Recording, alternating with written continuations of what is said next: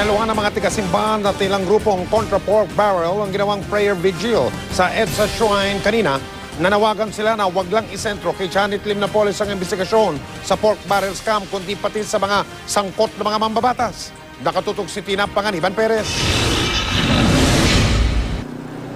Ilang beses nang naging bahagi ng ating kasaysayan ng EDSA. Kaya sinadya ng grupong EDSA Tayo na gawin sa EDSA Shrine ang prayer vigil nito kontra pork barrel. Isa akong ama sa isang 5 taong gulang na babae na may sakit sa puso na nangangailangan ng daliang open heart surgery.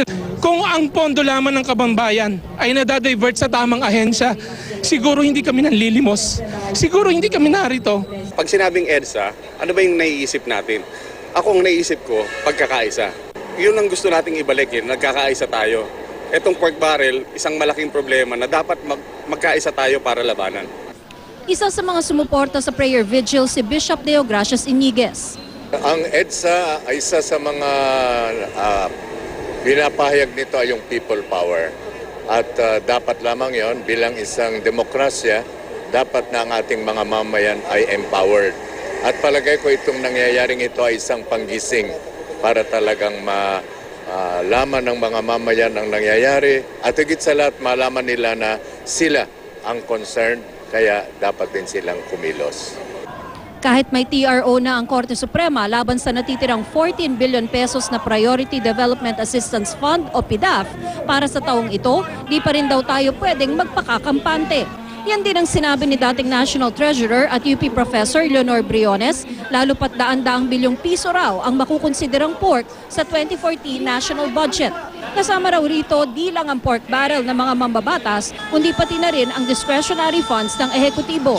Audited naman daw ang intelligence funds ng Pangulo, pero ang nakakakita lang daw sa audit report ay ang Pangulo at Chairman ng Commission on Audit. Nagpa-scrap namin. Like halimbawa, intelligence fund, transfer that to the DND and the intelligence, it's not the function of the President to do intelligence activities. The protest must take different forms, and the final form is our vote on 2016. Sa pagiging mapagbantay o vigilance din, sumentro ang sermon ni EDSA Shrine Rector Father Nilo Mangusad. When we are being vigilant in our lives, are we being proactive that we are being influenced by the hands of our Lord? Or are we being vigilant as reactive while we are being influenced by the manipulative hands of mere men? Dahil sa dadong lugar ang EDSA Shrine, iisa lang ang pakiusap ng simbahan, ng organizers ng prayer vigil kontra pork barrel at ng mga otoridad. Huwag itong singita ng mga isyong pampolitika. Pero ilang militanteng grupo ang sumubok ng ilang beses at nakalusot. May nagmarcha palapit sa EDSA Shrine pero naharang at pinalipat sa People Power Monument. May nagladlad ng higanteng streamer sa tuktok ng flyover. At may lumapit sa EDSA Shrine na may dalang posters. Kanya-kanya namang paraan ng ilang ordinaryong mamamayan sa pagpapakita ng kanilang pagtutol sa pork barrel. Si Mang Rogelio Palad, bumiyahe pa galing Nueva Ecija, suot ang placard na ginawa niya. Sa tindi ng galit niya sa pork barrel scam, naiyak at hinika pa siya. Ano pong iniiyak kayo? Ang nangyayari po sa ating kabuhayan, ang niya na ako nilang pork barrel. Tama na, sobra na. May gumawa naman ng kanta.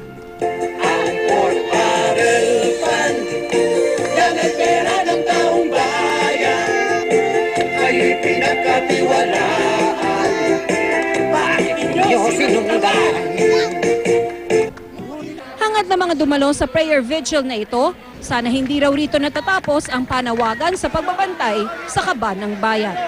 Tina Panganiban Perez, nakatutok, 24 oras.